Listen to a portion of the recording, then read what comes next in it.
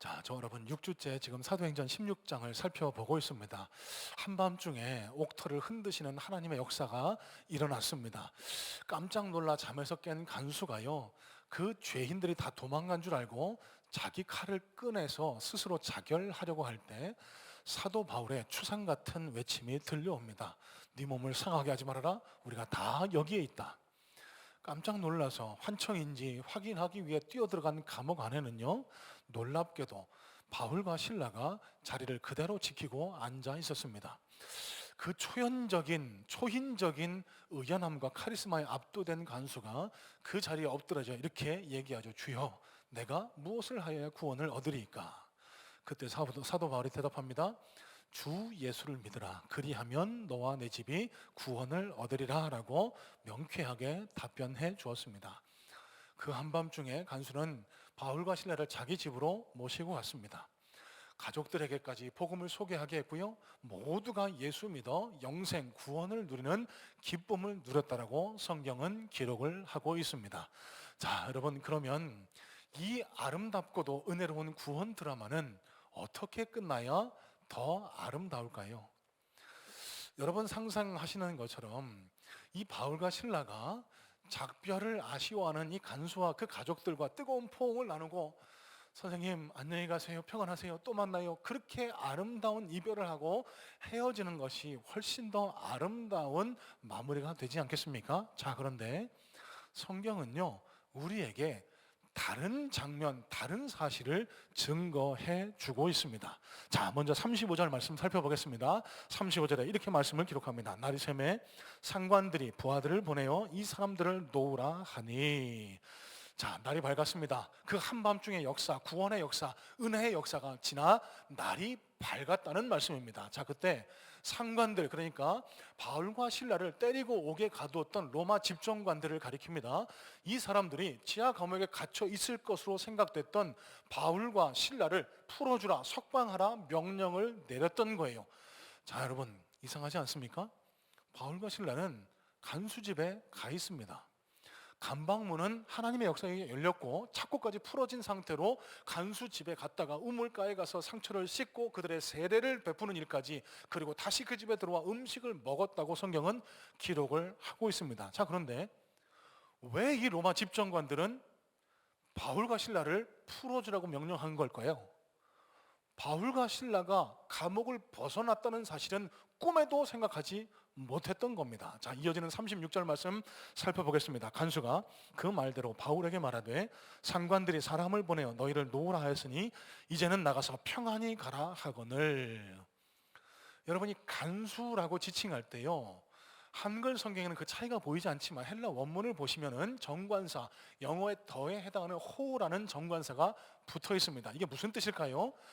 여기 간수, 그러니까 집정관들로부터 바울과 실라를 석방하라는 명령을 받은 간수는요, 밤새도록 바울 신라와 함께 있었던 그 간수, 구원의 은혜를, 구원의 기쁨을 누렸던 그 간수, the jailer를 가리키고 있다는 사실입니다. 자, 여러분, 명령을 받은 간수가 이렇게 얘기했던 겁니다. 목사님, 선생님, 이제 드디어 집정관들로부터 석방 명령이 떨어졌습니다. 이제는 평안히 돌아가시면 됩니다. 자, 한 가지 궁금한 점이, 제일 먼저 궁금해야 할 점이 여기서 발생합니다. 여러분, 바울과 실라는 그러면 지금 어디에 있는 겁니까? 간수 집에 있을까요? 아닙니다. 루디아, 원래 빌립보 숙소였던 루디아 집에 있을까요? 아닙니다. 감옥 안에 있었기 때문에 감옥에서 석방하라고 그 명령을 간수로부터 전해 들었던 겁니다. 자, 그러면 여러분 생각해 보세요. 바울과 실라가 왜 감옥 안에 있을까요? 전날 심한 매를 맞았습니다. 밤이 새도록 감옥에, 컴컴하고 습한 지하 감옥에 갇혀 있었습니다. 불편한 착고에까지 채워져 있었습니다. 지극히 피로하고 지극히 고통스러웠을 겁니다. 그런데 하나님의 역사로 그 옥터를 흔드시고 감옥문을 여시고 착고를 풀어주셔서 그 간수를 통해 그 감옥을 벗어나게 됐습니다. 여러분, 저와 여러분들 같으시면은 이 감옥으로 다시 들어가실래요? 아닙니다. 그런데 어떻게, 왜 이 바울과 실라는 감옥 안에 다시 있게 된 걸까요? 자, 한 가지 추론을 해볼 수 있습니다. 간수가 선생님 이제 날이 밝았으니까 감옥 안에 다시 돌아가 주시면 안 될까요? 이렇게 부탁했을 가능성입니다. 여러분, 가능하겠습니까? No, 가능하지 않습니다. 희박합니다. 왜요? 여러분 한번 생각해 보시기 바랍니다. 이 간수에게 바울과 실라는요 생명의 은인입니다. 칼을 빼서 자기 목을 치려고 할 때 목숨을 구해준 생명의 은인이기도 하고요, 그를 통해 구원의 은혜를 받게 된 영적인 은인이기도 하고요, 주여라고 꿇어 엎드릴 만큼 영적인 위엄을 가진 존재가 바울과 실라였습니다. 그런데 이 간수가 날이 샜다라고 해서 다시 감옥에 들어가 주세요 이렇게 부탁했을 가능성은 희박합니다. 또 여기 성경을 보시면은요 간수가 이제라고 표현을 하는데 이 구절을 영어 성경인 메시지 성경은 congratulation, 무슨 뜻일까요? 기쁨으로 표현하고 있습니다. 이게 무슨 뜻일까요? 전전긍긍 끙끙 앓고 있었다는 겁니다. 내 생명도 구원해 주시고 내 영혼도 구원해 주신 영적인 은인, 생명의 은인인 바울과 실라를 다시 감옥 안에 들어갈 수밖에 없는 것을 눈뜨고 볼 수밖에 없었던 간수가 이제 석방 명령이 떨어지니까 너무 기뻐서 이제 가세요, 축하합니다, 이렇게 얘기를 했던 거예요. 자, 그러면 간수가 다시 감방 안에 집어넣었을 가능성은 거의 희박하다라고 하겠습니다. 그러면 왜 어떻게 바울과 실라가 감옥 안에 있을까요? 스스로 걸어 들어갔던 겁니다. 자발적으로 날이 새기 전에 감옥 안으로 복귀했던 겁니다. 여러분, 이게 상상이 되세요? 이게 가능한 일이라고 생각되십니까? 몸이 지극히 지쳐 있습니다. 심한 매를 맞았고요, 감옥 안에서 하루를 보내면서 극심한 고단 가운데 시달렸을 겁니다. 그런데 또다시 그 컴컴하고 습한 지하 감옥으로 자발적으로 돌아간다는 것, 여러분 범인으로서는 감히 상상도 못할 일이라고 생각을 합니다. 자, 그러면 왜 바울과 실라가 스스로 자기 발로 감옥 안에 다시 되돌아갔을까? 우리가 고민하고 답을 찾아야 하는 지점이 바로 여기입니다.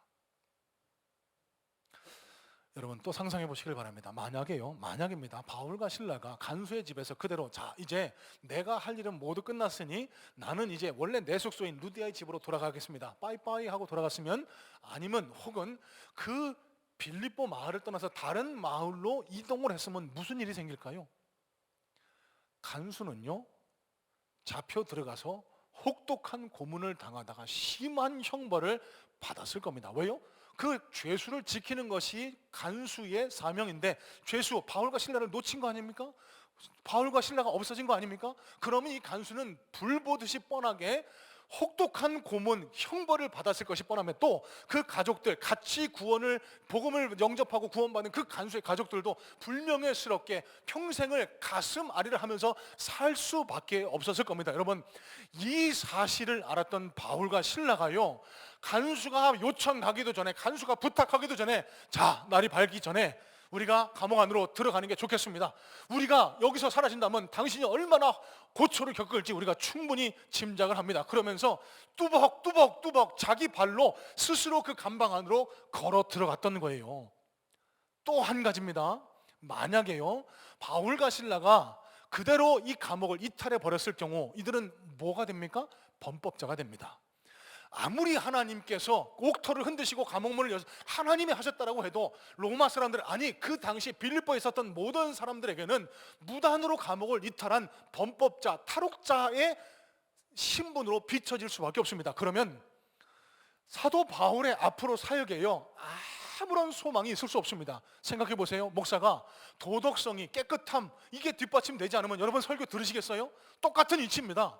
바울이 죄인, 범법자, 도망자라고 하면 어디 가서 복음을 전할 수 있단 말입니까? 여러분, 이 사실 때문에 바울은, 신라는 스스로 감방 안에 뚜벅뚜벅 걸어 들어갔던 겁니다. 어린 그리스도인이었던 간수와 그의 가족들을 배려하는 마음에 내 육신의 안위와 유익만을 구하지 않고 기꺼이 고난을 감당했던 이 바울과 실라의 뒷모습이 얼마나 감동적이고 당당한지 여러분 한번 생각해 보시길 바랍니다. 사진을 계속해서 보여주시면 좋겠습니다. 최근 기독교윤리실천위원회 기윤실이라는 단체에서요 한국 교회에 대한 신뢰도 조사를 3년 만에 2020년에 이어서 실시를 했는데요 가장 주목해 봐야 할 이 조사의 결과는요, 교회를 신뢰합니까? 신뢰하지 않습니까? 라고 물었을 때 신뢰한다라고 답한 결과는요, 불과 21%에 달했던 반면에 믿지 않는다, 교회 신뢰하지 않는다라고 답했던 결과는 무려 74%에 달했다라고 합니다.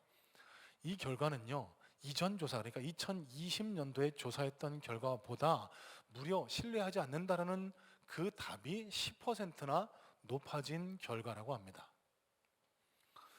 어떤 종교를 가장 신뢰하시느냐라고 묻는 질문에요, 기독교는 천주교, 불교에 의해서 가장 꼴찌, 가장 신뢰할 수 없는, 믿지 않는, 선호하지 않는 종교로 비춰졌고요, 사회에 가장 공헌을 많이 한 종교 순위에서도 천주교에게 1위를 빼앗겨서 사회에 그닥 공헌하고 있지 않다라고 세상 사람들에게 인식되고 있다라고 합니다.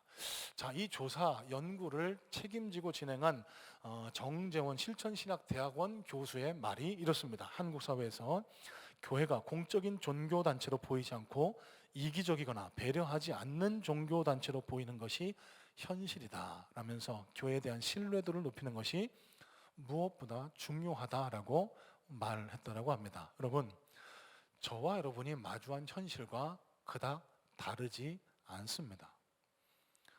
여러분 어디 가서 당당하게 나 목사입니다, 나 장로입니다, 나 예수 믿습니다, 나 교회 다닙니다 당당하게 말하고 계실까요? 왜 그렇게 못하실까요?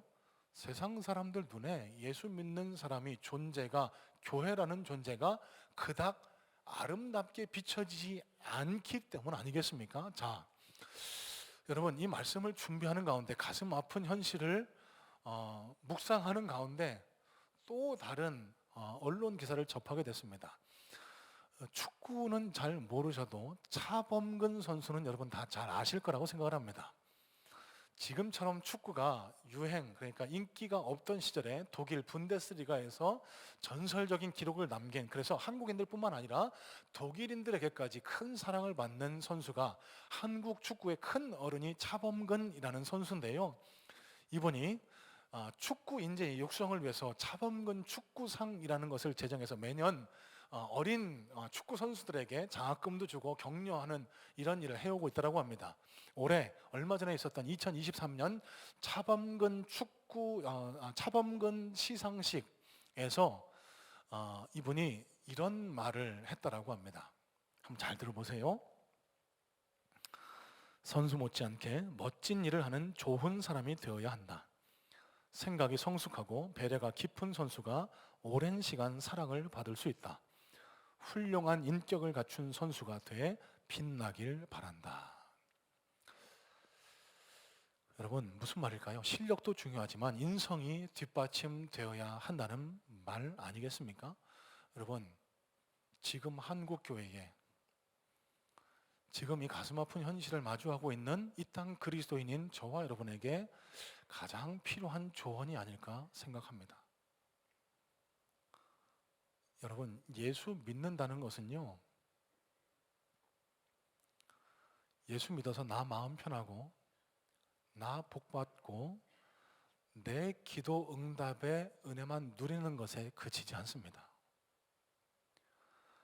하나님께서 저와 여러분들을 구원하신 목적은요, 저와 여러분 편하게 잘 살기 위해서 구원하신 것만은 아니라는 사실입니다.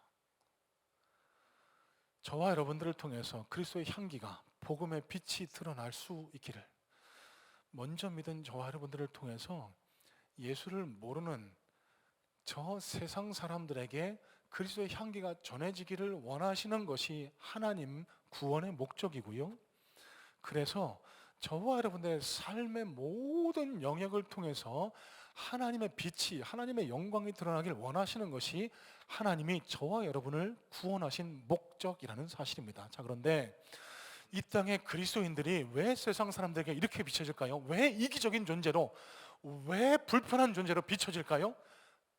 타인을 배려하지 않는 겁니다. 너무나 이기적인 존재로 비춰지는 겁니다.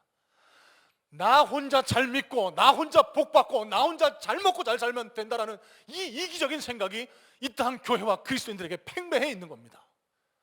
남들을 배려하지 않습니다. 주일날 교회 와서는 거룩한 그리스도인인 척하지만 세상 속에서는 다른 사람들과 안 믿는 존재들과 전혀 구별되지 않는 모습, 그것 때문에 지금 세상 사람들이 교회를, 그리스도인들을 따가운 시선으로 바라보고 있는 것 아닙니까?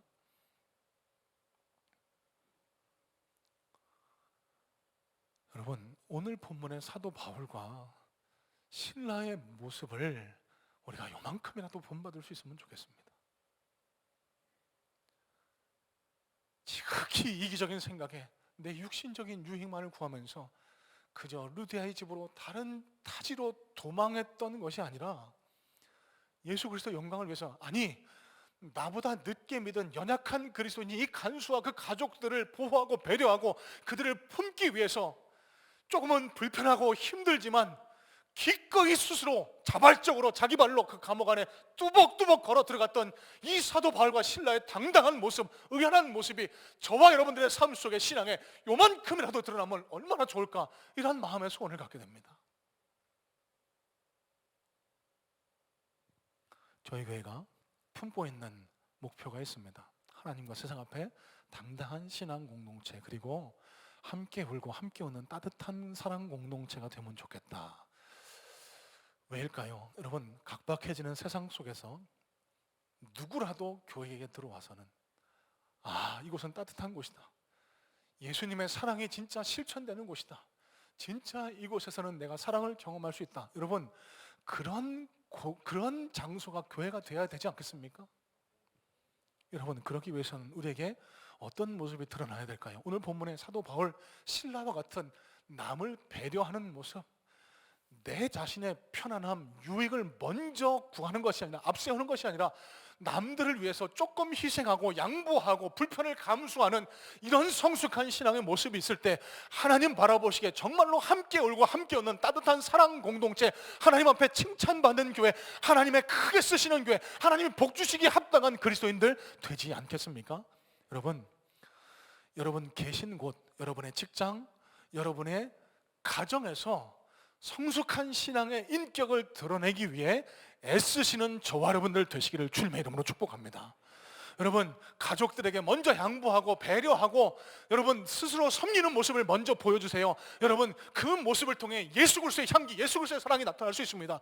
그 모습을 통해서 우리 자녀가 예수 믿고 주께로 돌아올 수 있고요, 그 모습을 통해서 우리 직장의 동료들이 교회 한번 나가볼까, 이 말에 마음을 열고 주께로 돌아올 수 있는 은혜가 나타날 수 있다는 사실입니다. 여러분, 자기 스스로 감옥 안에 걸어 들어갔던 바울과 신라의 뒷모습이, 이 당당하고 멋진 뒷모습이 저와 여러분들의 발걸음, 저와 여러분들의 뒷모습이 될 수 있기를 간절한 마음으로 소망하고 축복합니다. 두 번째입니다. 37절, 바울이 이르되 로마 사람인 우리를 죄도 정하지 아니하고 공중 앞에서 때리고 옥에 가두었다가 이제는 가만히 내보내고자 하느냐? 아니라 그들이 와서 친히 와서 우리를 데리고 나가야 하리라 한데, 로마 집정관들로부터 바울과 신라를 석방하라는 명령을 전해들은 이 간수는요, 기쁨으로 달려와서 바울과 신라에게 이렇게 얘기했던 겁니다. 선생님, 목사님, 이제는 좀 나가셔도 됩니다. 앞서 말씀드렸죠. Congratulations, 축하합니다. 기쁜 마음에 흥분에 들떠서 바울과 신라에게 석방 소식을 전하고 있는 거예요. 자, 그런데 이렇게 기쁜 마음에 들떴던 간수와는 달리요, 바울이 차분하게 이 일을 제기하고 있습니다. 안 된다.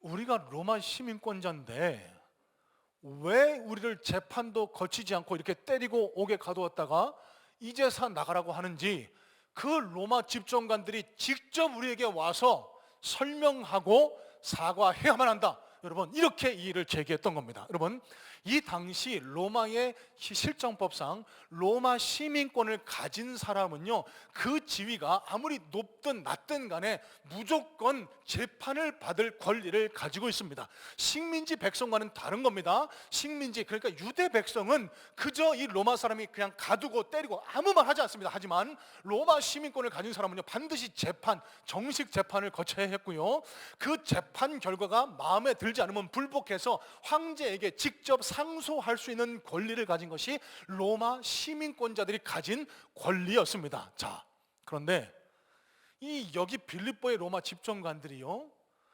바울과 신라가 로마 시민권자임에도 불구하고 재판도 없이 때리고 가둔 사실에 대해서 정식적으로 항의를 제기했던 거예요.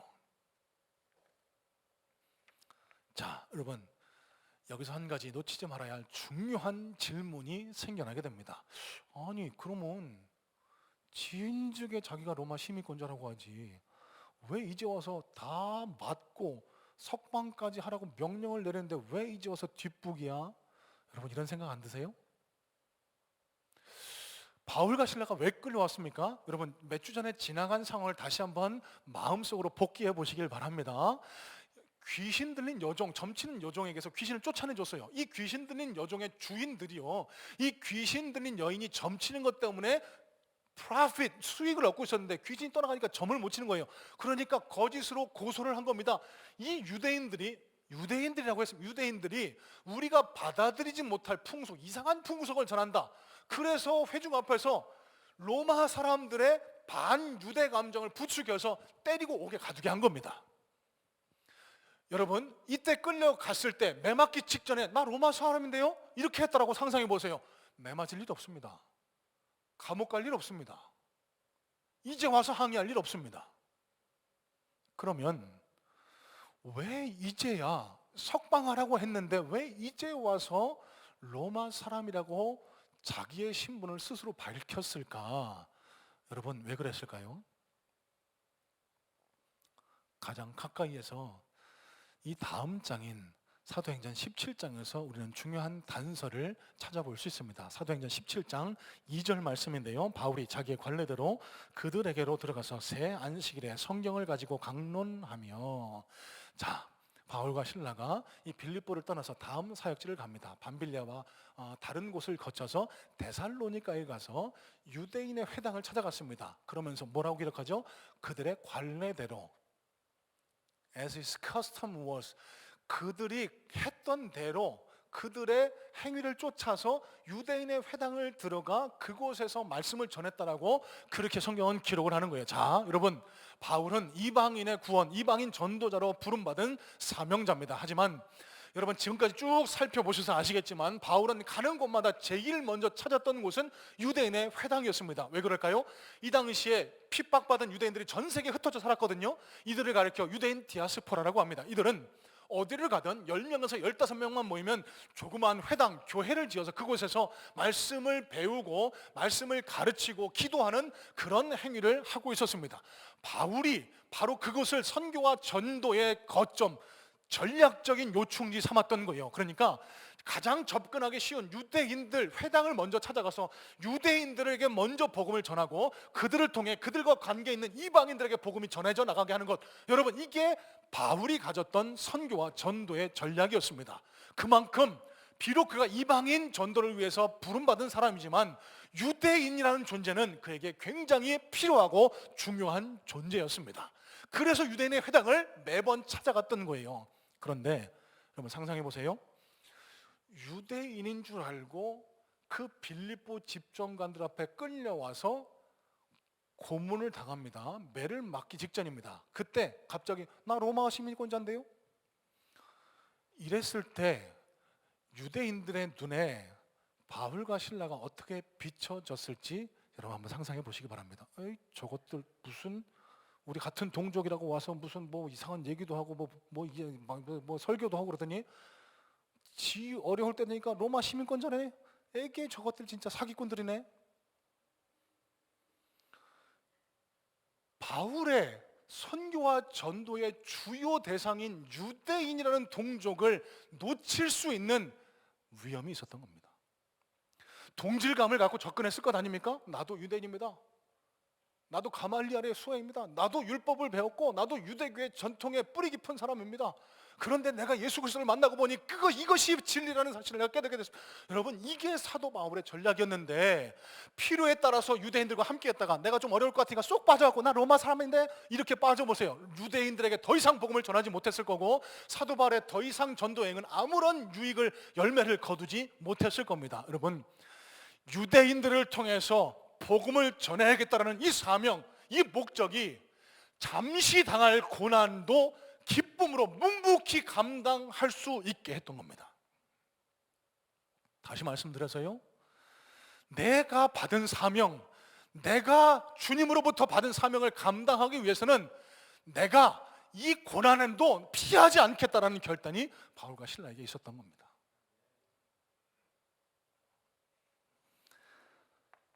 자, 로마서 8장 17절에 이런 말씀이 기록됩니다. 자녀임은 또한 상속자, 곧 하나님의 상속자요 그리스도와 함께한 상속자니 우리가 그와 함께 영광을 받기 위하여 고난도 함께 받아야 할 것이니라. 여러분, 우리는 너무도 자주 그리고 많이 예수님을, 하나님을 이용만 하려고 할 때가 있는 것 같습니다. 예수 믿어서 마음 편하고, 예수 믿어서 내 어려운 문제를 해결하려고 하는, 그래서 예수 믿어서 좋은 것만 취하려고 하고, 그리스도인으로서 예수님의 제자로서 마땅히 감당해야 할 그 고난은 어떻게 해서든지 피하려고 하는 그런 모습들이 이 땅 그리스도인인 저와 여러분들에게 너무나 자주 보인다라고 하면은 제가 과장하고 있는 겁니까? 군인이 된다라는 것은요, 나라에서 그냥 공짜로 먹여주고 재워주고 생활을 책임져 주는 것, 거기에만 동의하는 것 아닙니다. 유사시에 필요한 전쟁에 대비해서 어렵고 힘든 훈련도 기꺼이 감당하겠다라는 동의가 군인 됐다라는 데에 포함되어 있는 것 아닙니까? 여러분, 세상 모든 일이 마찬가지 아닙니까? 의사도 마찬가지입니다. 교사도 마찬가지입니다. 운동선수도 마찬가지입니다. 여러분, 목회자도 마찬가지예요. 목회자가 돼서 성도들로부터 사랑받고 경제적 유익만 누리겠다, 여러분, 목회자 아닙니다. 목회자라 하면 목회자로서 마땅히 감내해야 할 가슴앓이, 마음 아픔, 하나님 앞에 끊임없이 나아가야 할 정진과 구도에 대한 각오와 결단 없이는 결단코 목회자가 될 수 없는 것처럼, 여러분, 신앙인도 마찬가지입니다. 그리스도인도 마찬가지입니다. 왜 예수 믿으실까요? 물론 예수 믿으면 하나님이 우리가 수고하고 무거운 짐을 다 해결해 주신다고 약속해 주셨습니다. 그러나 예수님을 믿고 따른다는 것은요, 예수님께서 걸어가신 그 십자가 고난에도 동참한다는 사실까지 포함되어 있다는 사실을 여러분 놓치시면 안 돼요. 저와 여러분 삶에 예수 그리스도의 흔적이 있다라고 생각하실까요? 예수님 때문에 아파 보신 적 있으십니까?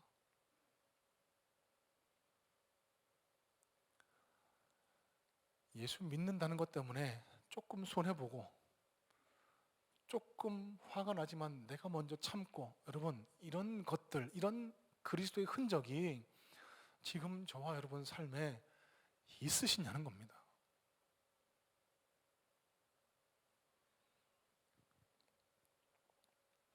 세상에 공짜는 없습니다. 저절로 되는 것 없습니다. 교회가 그냥 되는 것 같지만 이 아름다운 주의 교회가 지금 이 날이 때까지 성장해 오기 위해서는 얼마나 많은 분들이 눈물과 땀을 뿌려서 기도하시고 수고하고 헌신하셨는지 모릅니다. 지금도 이름도 빛도 없이 교회 구석구석에서 영혼들을, 교회를 섬기시는 분들 때문에 교회가 이루어지고 있는 거예요. 여러분, 가정도 마찬가지입니다. 우리 자녀들이 그냥 성장하는 줄 아세요? 아니요. 우리 어머니들이 눈물 뿌려서 기도하고 그들을 돌보고 섬기고 때로는 다퉈가면서 그들을 성장하기 위해서 모든 희생을 각오할 때 우리 자녀들이 아름답게 성장할 수 있는 것처럼 저와 여러분의 신앙도 이런 분투의 노력 없이는 절대로 성장하지 않는다는 사실입니다. 주일날 교회만 들락날락 거리셔서는요, 여러분의 신앙이 결단코 성장하지 않아요. 여러분의 믿음이 성장하기 위해서는요, 고난도, 힘든 일도 예수님이 걸어가신 길도 기쁨으로 동참할 수 있는 이 각오와 결단 없이는 결단코 우리의 신앙이, 믿음이 성장하지 않는다는 사실입니다. 여러분, 지금 성경 통독 369 운동을 실시하고 있습니다. 여러분, 성경 읽는 게 그냥 되지 않습니다. 아유 바쁜데, 아유 볼 것도 할 것도 많은데 언제 그 성경을 읽고 있어. 여러분, 그게 고난에 동참하는 겁니다. 힘들고 어렵고 바쁘지만 시간이 없지만 성경을 펼쳐들어서 하나님을 갖게 하겠다는 이 결단과 노력, 각오 없이는요, 결단코 하나님의 말씀을 대면할 수 없어요. 우리 신앙이 성장할 수 없어요. 십자가의 길을 걸어갈 수가 없습니다. 양육 훈련이 시작됩니다. 회복 캠프가 시작됩니다. 여러분, 짧은 시간이지만 12주간의 양육 과정을 통해서 얼마나 많은 분들이 신앙이 성장하고 그 삶이, 신앙이 변화되는지 몰라요. 여러분, 이 고난에 대한 결단 없이는요, 절대로 저와 여러분들의 신앙이 성장하지 않습니다. 회복 캠프가 토요일 날 아침 9시부터 오후 6시까지 진행됩니다. 그 하루 종일 어떻게 교회 안에 있어요? 그냥 일주일에 한 번 1시간만 있으면 되는 게 교회 아닌가요? 여러분, 짧은 하루입니다. 댁에 계시면 뭐 하실 것 같으세요? 잠깐 누워서 빈둥거리고 밥 먹고 쉬고 그러면 하루가 후딱 지나가지 않습니까? 주님 앞에서 내 게으른 습성을 깨워서 주님 앞에 무릎 꿇리겠다, 이 결단과 각오를 하고 나오신 분들에게 하나님의 놀라운 은혜와 능력을 쏟아부어 주시는 거예요. 여러분, 저는 소망합니다. 함께 신앙생활하는 우리 성문의 성도님들이 그저 하나님 보시기에 부끄럽고 세상 사람들 보기에 아유 저 사람 교회 다니는 사람, 이런 신앙이 되지 않으셨으면 좋겠어요. 누가 보더라도 하나님 앞에, 세상 앞에 당당한 그리스도인, 멋진 그리스도인, 어딜 가나 예수의 향기가 풍겨나는 그리스도인 되실 수 있기를 주님의 이름으로 소망하고 축복합니다. 여러분, 그러기 위해서는 우리 안에 선한 각오와 결단이 생겨날 수 있어야 합니다. 내가 예수 믿어 누릴 수 있는 기쁨과 영광뿐 아니라 그리스도 십자가 고난에도 기꺼이 감사함으로 동참하겠다는 이 각오와 결단, 이 결단을 통해서 하나님 앞에 칭찬받는 그리스도인들 다 되셔서 저와 여러분들 삶 속에서도 예수의 향기가 진하게 풍겨나는 진짜 그리스도인들 다 되실 수 있기를 주님의 이름으로 소망하고 축복합니다. 자, 마지막입니다. 38절, 39절 말씀 함께 살펴보겠습니다. 38절, 39절입니다. 부하들이 이 말을 듣고 상관들에게 보고하니 그들이 로마 사람이라 하는 말을 듣고 두려워하여 와서 권하여 데리고 나가 그 성에서 떠나기를 청하니. 자, 여러분, 시간 관계상 조금 빨리 축약해서 좀 말씀을 전하려고 합니다. 자, 이 상황은 이런 겁니다. 바울과 실라가 시민권자라는 사실을 전해들은 로마 집정관이 깜짝 놀라, 걔들 시민권자라고? 큰일 난데? 이거 시민권자 재판 안 하고 이렇게 하면 우리 걸리면 큰일 나는데, 놀라 뛰어들어가서 지하 감방으로 가서요 사과한 겁니다. 몰랐습니다. 진작에 얘기하시지. 이거 우리가 알려지면 우리도 처벌받고 우리도 곤란한 일을 당하니까 제발 선생님들 그냥 모른 척하고 조용히 우리 마을을, 이 성을 좀 떠나주시면 안 됩니까? 이렇게 권면했고요. 이 권면 앞에 바울과 실라가 루디아 집을 들렀다가 다시 데살로니가로 떠난 16장의 마무리의 기록이 여기에 기록되어 있는 겁니다. 자, 여러분, 오늘 말씀을 시작할 때 서론에 오늘 이 사도행전 16장, 이 아름답고 은혜로운 구원 드라마 어떻게 끝나야 아름다울 것이다 말씀을 나눴죠. 자, 그러면 오늘 성경의 36절에서 37절, 8절, 9절을 건너뛰어서 바로 40절로 한번 연결해 보시기를 바랍니다. 자, 다시 한번 성경을 눈여겨보세요. 38, 7, 8, 9절이 없다고 가정하시고 36절에서 40절로 바로 연결해 보겠습니다. 간수가 그 말대로 바울에게 말하되 상관들이 사람을 보내어 너희를 놓으라 하였으니 이제는 나가서 평안히 가라 하거늘. 40절입니다. 두 사람이 옥에서 나와 루디아의 집에 들어가서 형제들을 만나 보고 위로하고 가니라. 여러분, 어떠세요? 더 자연스럽지 않습니까? 자, 그러면 37, 8, 9는 없어도 되는 구절이다라고 생각되지 않으세요? 자, 그런데 늘 드리는 말씀입니다. 하나님의 말씀 1.1획도 의도 없이, 의미 없이, 목적 없이 기록된 게 없습니다. 분명히 이 사실을 기록해 놓은 데는 하나님의 뜻과 하나님의 섭리가 담겨 있기 때문이라는 사실입니다. 그러면 일견 없어도 될 것 같은 사도 바울이 로마 시민권자임을 그 집정관들에게 어필하고 집정관들이 와서 헐레벌떡 뛰어서 사과하고 보내주는 이 과정, 이 사건, 이 해프닝은 왜 성경에 기록되었을까요? 여러분, 이 당시는 로마가 세계를 제패하고 있었습니다. 박스 로마나 로마 사람, 로마 시민이면 어디 가나 1등 시민 대접을 받고 로마 사람들이 전 세계를 제패하고 있던 대제국이 로마였습니다. 이 로마 제국의 눈에 보기에 저 유대 출신 가말리아에 수학했던 이 바울이라는 존재는요, 한낱 무명의 존재에 지나지 않았을 겁니다. 자, 여러분, 그런데 보세요. 빌립보에서 처음 자기가 로마 사람인가 시민권자라는 사실을 밝힙니다. 집정관들이 깜짝 놀랍니다. 여기서는 조용히 무사히 넘어갔겠지만 이 집정관들을 통해 소식이 점차 전해졌을 겁니다. 로마 사람들에게까지 퍼져 많은 사람들이 바울이라는 존재에 대해서 알게 됐고요.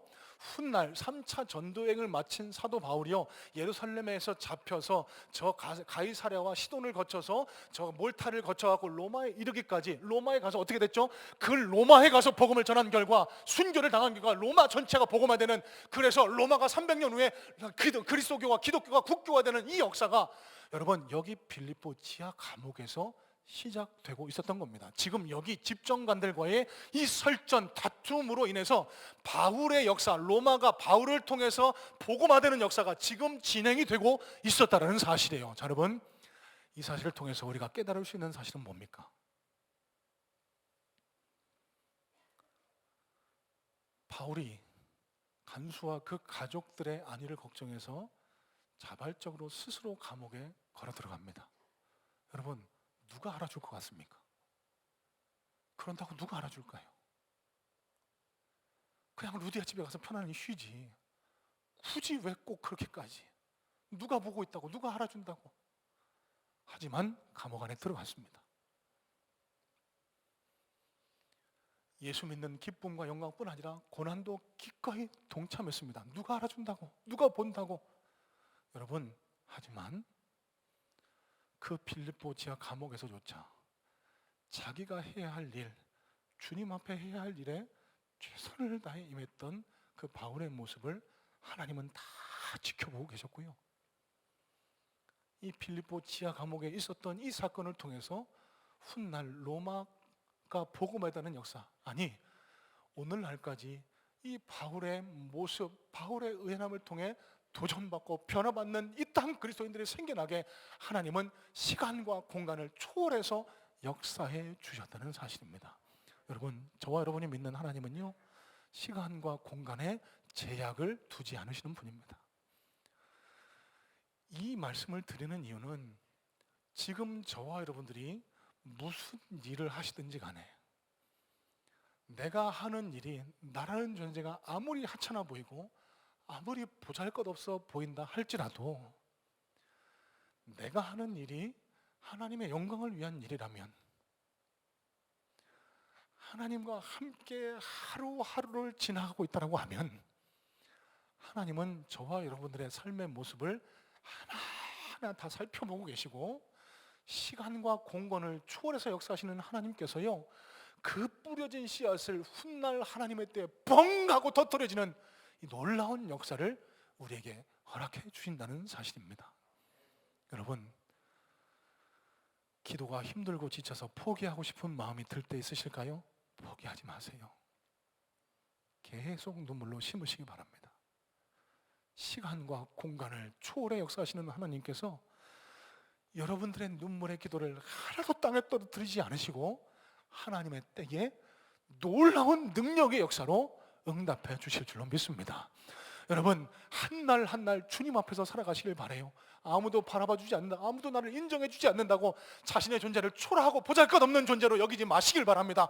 여러분의 삶이, 여러분의 존재가 하나님과 함께 하고 있다면, 하나님 앞에서 살아가고 있다면 여러분의 한날 한시 모든 행동은 하나님 앞에 절대적인 의미를 지니게 되고요, 그 하나님 앞에 심은 씨앗들로 인해서 시간과 공간을 초월해 역사하시는 하나님의 놀라운 능력의 역사를 반드시 저와 여러분, 아니 저와 여러분의 자녀, 저와 여러분의 삶을 통해 반드시 드러나게 될 줄로 믿습니다. 여러분, 지치지 마시고 포기하지 마시고 하나님 앞에서 이 믿음의 분투를 이어나가시기를 주님의 이름으로 축복합니다. 시간과 공간에서 초월하시는 하나님께서 반드시 우리 삶에 놀라운 열매를 허락해 주실 줄로 믿습니다. 자, 여러분, 오늘 세 가지 말씀을 나눴습니다. 예수님의 인격과 예수님의 향기를 드러나게 하는 삶을 살아가자라고 권면해드렸고요. 예수님의 영광, 기쁨뿐 아니라 예수 그리스도 십자가 고난에도 기쁨으로 동참할 수 있어야 된다라고 권면을 해드렸습니다. 여러분, 이렇게 권면해드릴 수 있는 이유는 딱 한 가지입니다. 우리의 이 애씀과 노력, 하나님은 다 보고 계시고 다 듣고 계시고 다 하나님 눈물병에 담으셨다가 시간과 공간을 초월해서 반드시 저와 여러분들에게 역사해 주실 것이라는 믿음 때문입니다. 여러분, 이 믿음을 가지시고 오늘로부터 시작되는 이 3월 한 달, 이 믿음의 여정, 아니 2023년 여러분의 삶을 최선을 다해 한날 한날 한시 한시 살아가셔서 하나님의 놀라운 능력과 역사를 충만하게 경험하는 복된 그리스도인들 다 되시기를 주님의 이름으로 축복합니다.